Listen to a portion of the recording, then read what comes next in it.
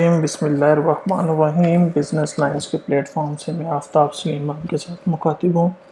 आज का जो हमारा फर्स्ट लेक्चर है वो हम स्टार्ट कर रहे हैं 16/9/2022 से, और आज की तारीख़ है 19 सफ़र 1444 हिजरी।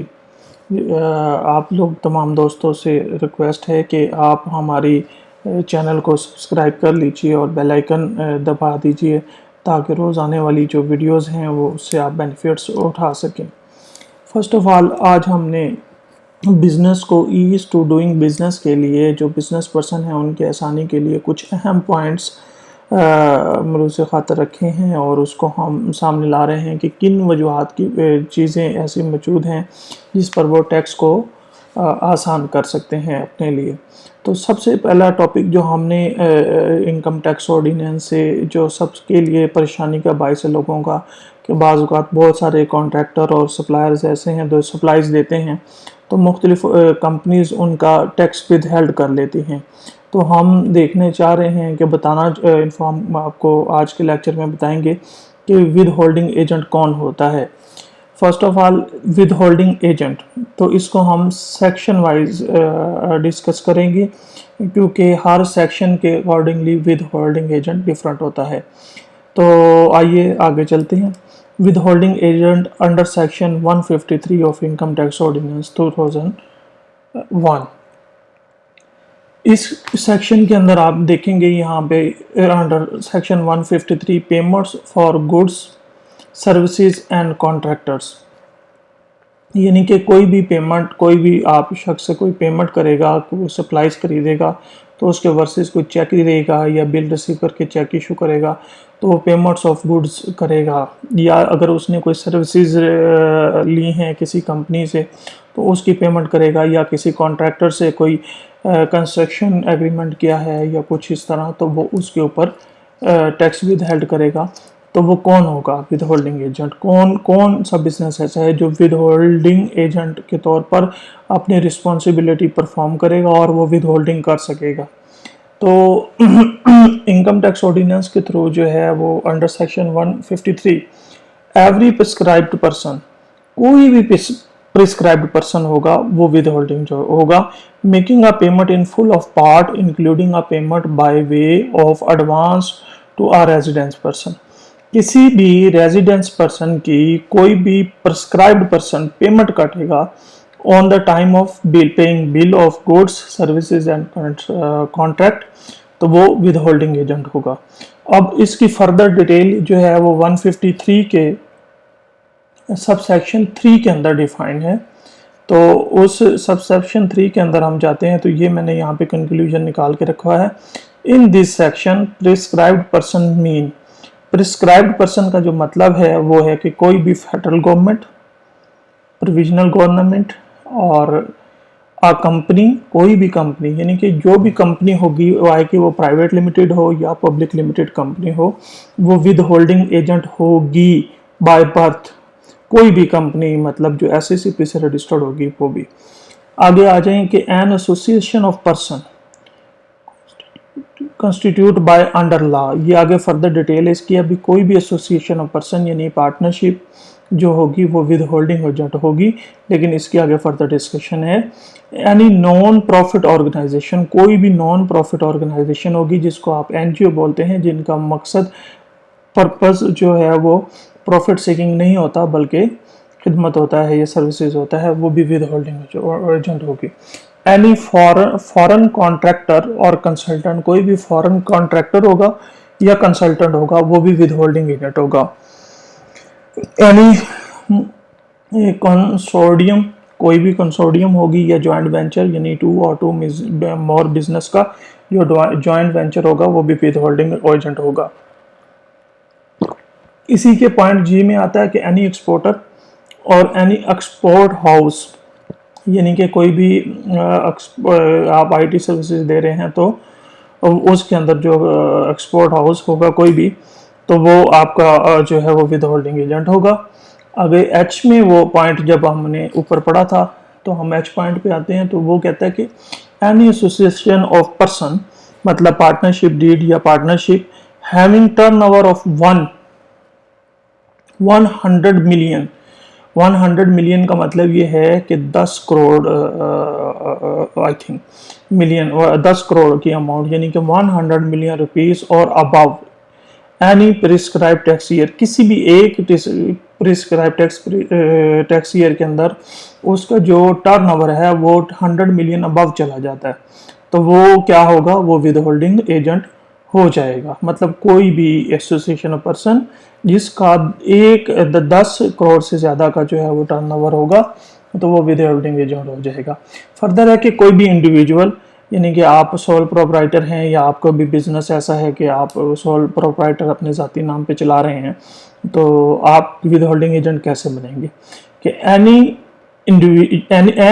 इंडिविजुअल, कोई भी individual having turnover of 100 million, जो भी मतलब 100 मिलियन रखेगा, मिलियन रुपीस और above any prescribe tax year, मतलब किसी भी प्रिस्क्राइब टैक्स ईयर के अंदर उसका भी 100 मिलियन प्लस टर्नओवर चला जाएगा, तो जो इंडिविजुअल होगा, सोल प्रोप्राइटर बिजनेस होगा, जो ज़ाती मालिकियत जिसको बोलते हैं, वो भी विद होल्डिंग एजेंट बन जाएगा। जे पॉइंट में है कि any person registered under section sale under the sale tax act 1990 having turnover of 100 million rupees और more in any of the prescribe tax year. अभी इसमें भी यही है कि कोई भी रजिस्टर्ड पर्सन हो, चाहे वो मतलब एओपी की कैटेगरी में या इंडिविजुअल की कैटेगरी में नहीं आता, लेकिन वो सेल टैक्स रजिस्टर्ड होगा, तो वो जो है वो 100 मिलियन अबव उसका टर्नओवर हो जाएगा, तो विद होल्डिंग एजेंट हो जाएगा। पॉइंट के में वो डिस्कस करता है any person driving income from the business of construction and sale of residential, commercial और अदर बिल्डिंग्स। कोई भी पर्सन होगा जो अपनी बिजनेस ड्राइव कर रहा होगा, कंस्ट्रक्शन के बिजनेस से हासिल कर रहा होगा, सेल ऑफ रेजिडेंशियल प्रोजेक्ट से कर रहा होगा, या कमर्शियल जो है वो मतलब जैसे बिल्डर्स हैं, प्लाजे बना के बेचते हैं, ये करते हैं, तो वो भी विद होल्डिंग एजेंट होगा। और any person driving income from the prescribed of development and sale of residential and commercial and other plots. Developer, कोई भी डेवलपर होगा जो प्लॉट बेच रहा होगा या बिल्डिंग बेच रहा होगा, रेजिडेंशियल प्लॉट बेच रहा हो या कमर्शियल प्लॉट बेच रहा हो, तो वो भी विद होल्डिंग एजेंट होगा। ये था हमारा अंडर सेक्शन 153, जहाँ पे मतलब सेल ऑफ गुड्स, सर्विसेज और कॉन्ट्रैक्ट की विद होल्डिंग एजेंट कौन होगा। इसी तरह हर सेक्शन का सेपरेट अलग अलग विद होल्डिंग एजेंट है।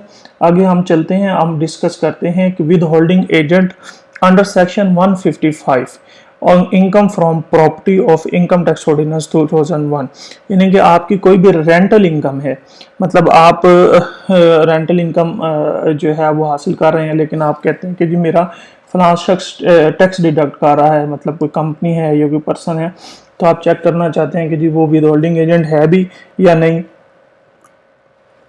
तो उसके लिए ज़रूरी है कि आप इस सेक्शन को देखें। Under section 155 rent on immovable property, यानी कि कोई भी प्रॉपर्टी में इमूवेबल का मतलब यहाँ पे ये है कि कोई भी प्रॉपर्टी जो एक जगह से दूसरी जगह मूव नहीं हो सकती, वो इमूवेबल प्रॉपर्टी है। बिल्डिंग हो सकती है, हाउस हो सकता है, या कोई भी कमर्शियल गोदाम वगैरह हो सकता है। तो इसमें यह है कि एवरी प्रिस्क्राइब्ड पर्सन, यानी कि बात वही आ गई, कोई भी प्रिस्क्राइब्ड पर्सन जो है वो विद होल्डिंग एजेंट होगा, लेकिन जो रिक्वायरमेंट्स फुलफिल करता होगा। कौन सा? Making a payment in full और पार्ट, जो है वो पेमेंट करेगा, फुली पेमेंट करेगा आपको या पार्शली करेगा, मतलब आप per annum rent per annum आपने तय कर लिया और उसकी वो पर मंथ की बेस पे इनकम दे रहा है, तो वो आपका वो पार्शली पेमेंट हो जाएगी। तो person an account of rent और ऑफ इमूवेबल प्रॉपर्टी इंक्लूडिंग, इसके अंदर शामिल क्या होगा? इसके अंदर शामिल होगा furniture and fixtures and amount of services related in such of property. ये ज़रूरी नहीं है कि आपको उसने बिल्डिंग दी है तो उसके अंदर फर्नीचर है नहीं है, तो लेकिन कोई खाली बिल्डिंग भी हो सकती है, या फिर उसके अंदर जो है वो फर्नीचर एंड फिक्सचर भी है। Shall be deduct tax from the gross amount of rent paid, जो भी वो रेंट अमाउंट का आपको पे करेगा, ग्रॉस अमाउंट से वो टैक्स डिडक्ट कर लेगा। इन डिवीजन 5 में उसके फिर वो टैक्स रेट्स जो हैं फर्स्ट स्केड्यूल के अंदर वो दिए गए हैं, इसको हम सेपरेटली इंशाल्लाह डिस्कस करेंगे। इसका सब सेक्शन जो है वो प्रिस्क्राइब्ड पर्सन का वो के अंदर ये विद होल्डिंग एजेंट्स की डेफिनेशन दी गई है कि अंडर सेक्शन 155 अंडर सेक्शन 3 जो है विद होल्डिंग एजेंट कौन होगा। तो इसके अंदर जी कोई भी फेडरल गवर्नमेंट होगी, कोई प्रोविजनल गवर्नमेंट होगी या लोकल गवर्नमेंट होगी जिसको आपने अपनी बिल्डिंग, घर या कोई ज़मीन मतलब इमूवेबल प्रॉपर्टी लैंड रेंटेड की हुई है तो वो आपका टैक्स विद हेल्ड करेगा।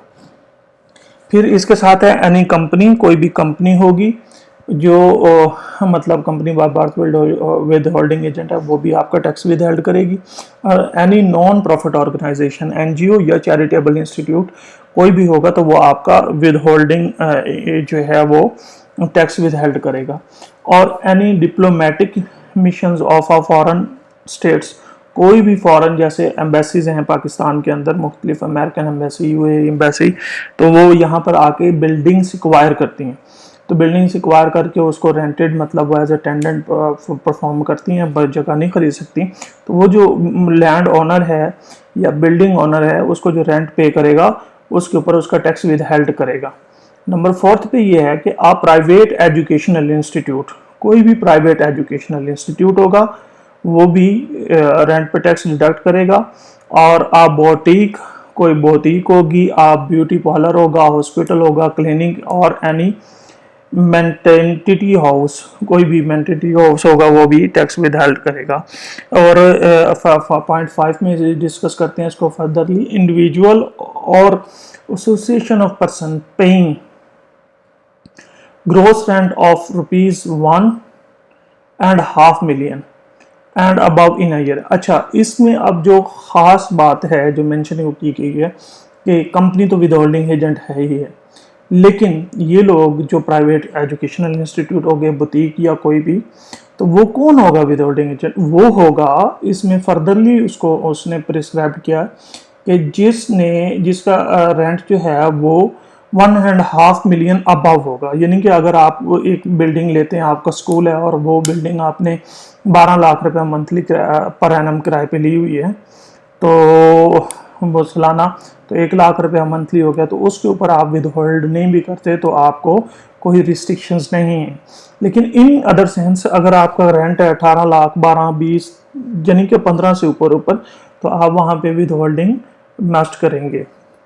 आगे point number 7, any other person notified by the board of और पर्पस दिस सेक्शन, अगर कोई भी बोर्ड किसी भी पर्सनस को नोटिफाई कर देता है कि आप इनकम टैक्स जो है वो विद हेल्ड करेंगे तो आप इसमें फाल कर जाएगा, अदरवाइज फर्दर कोई फाल नहीं करेगा। अच्छा, माजरत के साथ ये स्टार्ट में मैंने अंडर सेक्शन ये जो पेमेंट्स ऑफ गुड्स का था ये अंडर सेक्शन 7 है, मतलब अंडर सेक्शन 153 का पॉइंट सब सेक्शन जो है वो 7 है। इस पे मैं माजरत चाहता हूँ, दोबारा वीडियो नहीं रिकॉर्ड कर सकूँगा। आगे हम सैलरी को डिस्कस करते हैं। Withholding agent under section 149 salary of income tax ordinance, मतलब सैलरी के अंडर विद होल्डिंग एजेंट कौन होगा।